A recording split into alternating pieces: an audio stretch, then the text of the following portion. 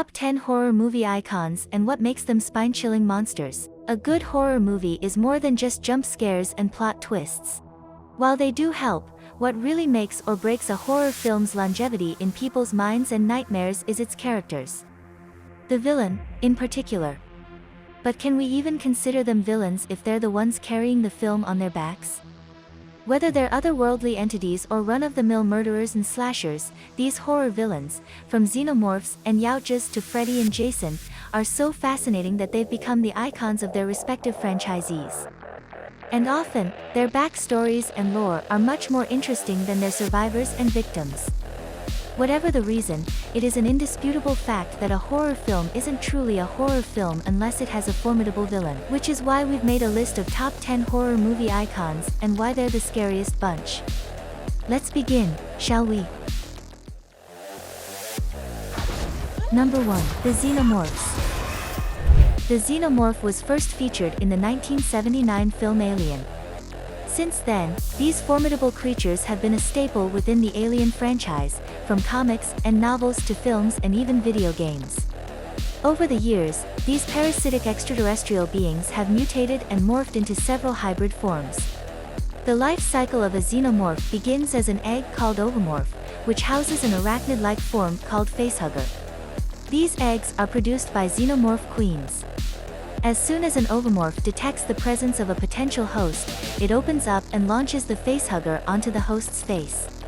The facehugger then proceeds to impregnate the host with an alien embryo which consumes parts of the host from within and ultimately bursts out of the host body through the chest cavity. This worm-like creature called chestburster then scurries off to find a safe place where it molts into an adult xenomorph within a matter of hours. One of the most common hosts of these aliens is humans, and the resulting xenomorph hybrid is called XX121. All hybrid xenomorphs possess some common characteristics like a vertebrate-like body, a long flexible blade-tipped tail, a dark protective exoskeleton, and an elongated dome-shaped head with a toothed mouth hiding a secondary extendable inner maw. These creatures also bleed dull green corrosive acid and exist in hives, with different castes and an alien queen. Xenomorphs are highly aggressive with no other goal than the reproduction of their species and the destruction of any other life force they encounter. What makes this species truly terrifying is its predatory nature coupled with its features fit for a perfect killing machine. Number 2. Predators, Yautja. Before we go forward, please subscribe to us. Your small click will help us in a big way to create more videos. Let's continue. The Yautja, colloquially called the Predators, are an aggressive predatory extraterrestrial species known for their penchant for hunting other dangerous species for sport and honor. First seen in the 1987 action classic Predator, the Yautja have been the main antagonists across sequel films in the Predator franchise, books, comics, and video games. These creatures hail from a planet called Yautja Prime and stand at least 7 feet tall, and weigh over 500 pounds. Their noseless face and mandibles provide a jarringly disconcerting look to this species. Predators stalk and kill their prey using a combination of highly advanced technology like active camouflage and energy weapons, and traditional ancient weapons such as blades, spears, and nets. They are also highly resilient to physical damage and are incredibly strong, with the ability to land blows that can shatter solid concrete and jump up to 3 times their height. Once a predator catches its prey, they ritualistically mutilate its body and claim its head as a trophy for its successful hunt. While the Yautjas have had repeated conflicts with humans throughout the Predator franchise, they have also been notably associated with xenomorphs. This association has led to a branched Alien vs. Predator franchise. Predators have been known to deliberately breed xenomorphs in order to hunt them as part of an initiation ceremony for their young ones. Yautja culture centers around ritualistically hunting other dangerous life forms to the extent that a predator's rank depends upon the number of successful and worthy hunts. The unblooded have no distinguishable kills under their belt, who, upon making their first significant kill, usually a xenomorph, become blooded. Elite predators need to bring back the skull of a xenomorph queen as a hunting trophy, and in order to become a clan leader, a predator needs to clean out an entire xenomorph hive with the help of no more than 2 assistants. Number 3. Hannibal Lecter. Nicknamed Hannibal the Cannibal, this serial killer is cunning and composed, unlike others. While Hannibal Lecter has appeared in several movies and novels like Manhunter, Red Dragon, Hannibal, and Hannibal Rising, his most memorable portrayal is Anthony Hopkins' theatrical take on the character in Silence of the Lambs. Another brilliant portrayal of Hannibal was in the NBC series Hannibal by Mads Mikkelsen. Hannibal Lecter is the most unique villain to ever exist.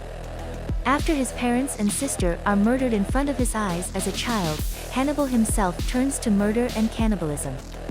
However, it's not just his bloody crimes that make him evil. Hannibal has a warped and egocentric way of manipulating people for his benefit. He is cunning and intelligent and possesses knowledge of various subjects. His piercing blue eyes are quite eerie and seem to pierce into one's soul. His cold and calculating gaze and robotic mannerisms make him look inhuman. And yet, Hannibal Lecter manages to fascinate viewers with his knowledge, twisted intelligence, and roundabout way of communication, almost as if he were mocking the person he is interacting with. You always feel like he is going to be 3 jumps ahead of you. He loops the audience into his world and makes them sympathize with him at times, even though he is an unimaginably cruel killer who likes to feast on human flesh and even considers it a delicacy. Number 4. Jason Voorhees. An icon of the slasher genre, Jason Voorhees is the main antagonist of the Friday the 13th franchise, spanning over several films and a video game. Jason is a deformed serial killer who sports a hockey mask to cover his deformities and kills anyone who steps foot in Crystal Lake due to a burning need to avenge the death of his beloved mother. In short, Jason is a mama's boy gone horribly wrong. Jason is stealthy, completely silent, and a seemingly undead killing machine. His favorite choice of weapon is a machete, with an axe being a close second. However, you must not put it past him to turn any nearby object into a tool for killing. He has killed well over 200 people over the years.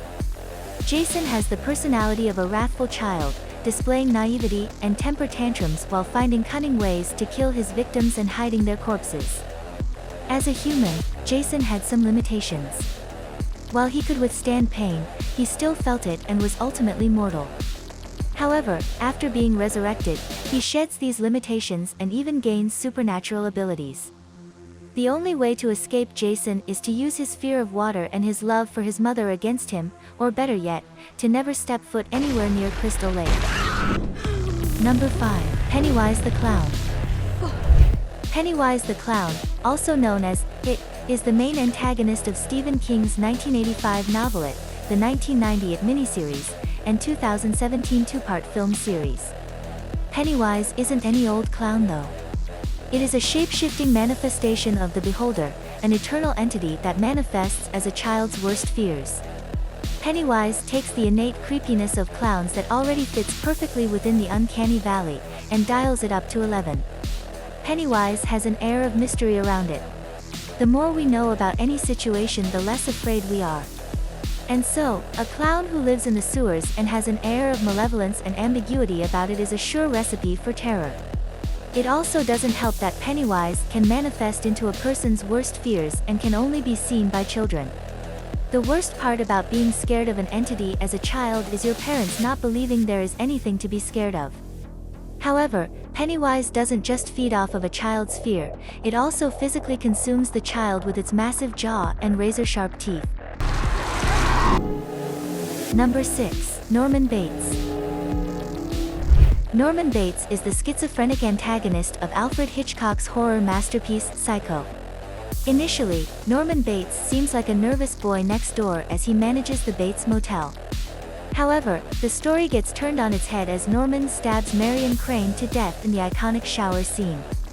Norman Bates seems harmless at first glance, mainly because he himself thinks he is not committing the murders. After killing his domineering mother for neglecting him and starting an affair with a man he dislikes, Norman develops a 3-way split personality. The personality of Norma Bates, or Mother, is the most dominant and coaxes him to murder anyone who might come between Norman and his mother. Norman Bates is the more submissive personality as he gives in to the Mother after arguments. The least dominant personality is Normal Bates, which focuses on interacting with others and keeping the Bates Motel up and running.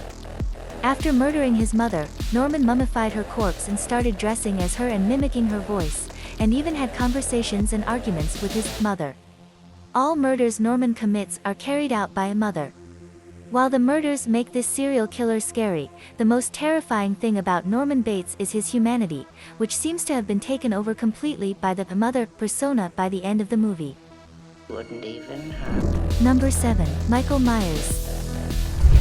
Michael Myers is a silent, deranged serial killer from the Halloween film franchise. Michael is considered to be the embodiment of pure evil because his bloodlust cannot be explained through a mental illness or tragic backstory.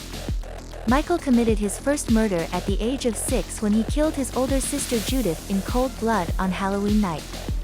He was immediately incarcerated in a mental institution and broke out 15 years later to go on a murdering spree across his hometown in Haddonfield.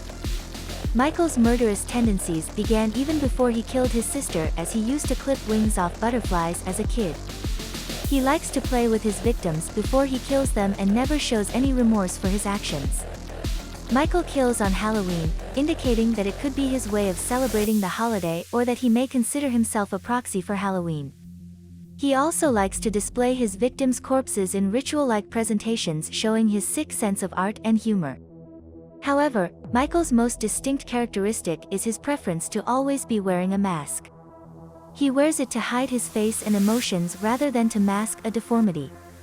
Beneath his mask, Michael looks like a normal and handsome man, something most people would not find very fearsome. Since one of Michael's sources of power is through the fear he inflicts on others, the mask is a crucial tool for him to maintain an image of threatening presence, immense strength, and embodying pure evil. Tonight. Number 8. Leatherface. Leatherface is the primary antagonist of the Texas Chainsaw Massacre franchise. Like his name suggests, Leatherface used to wear masks made of human skin. He is based on the Wisconsin killer Ed Gein, who also used to wear a mask made of human skin. It is assumed that Leatherface made these masks after skinning his victims. In the original film, he wore 3 different masks: the killing mask, the old lady mask, and the pretty woman mask. Despite having 0 supernatural abilities, Leatherface has made it into the list of one of the biggest horror icons of all time. Although his preferred weapon is a chainsaw, he also uses other tools like sledgehammers and cleavers to kill his victims. Director Tobe Hooper has stated that Leatherface kills out of fear rather than malice, as he believes himself and his family to be in constant danger. Unlike other horror icons on this list, Leatherface does not work alone. He frequently engages in murder and cannibalism alongside his family. What makes this murderer truly terrifying is the mask he wears. He needs it to express himself. Under the mask, there is nothing, no personality, and that's what makes Leatherface so frightening. Number 9. Pinhead. Pinhead is one of the antagonists in the Hellraiser franchise.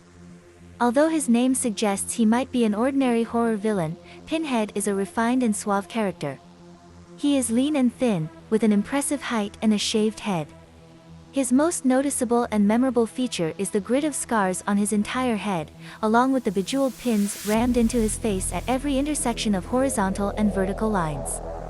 This Cenobite is cold, calculating and unforgiving. He is an insane intellectual who is aware that all his actions are vile and cruel. And yet he feels no remorse for them. And why should he? Pinhead isn't human. He is the leader of a ragtag group of sadomasochistic demonic creatures who are simply searching for carnal pleasures in other realities. Pinhead is not bothered by the moralistic implication of his actions. His view is simple: if you open his puzzle box, called the Lament Configuration, then he and his fellow Cenobites are in for a good time. Which sucks for their unsuspecting victim, since pain and pleasure are synonymous with each other for Cenobites. Number 10. Freddy Krueger. One of the greatest horror villains of all time, Freddy Krueger, is a serial killer and the main antagonist of the Nightmare on Elm Street franchise. Remember me? Freddy was every child's worst nightmare while he was alive, and especially after his death.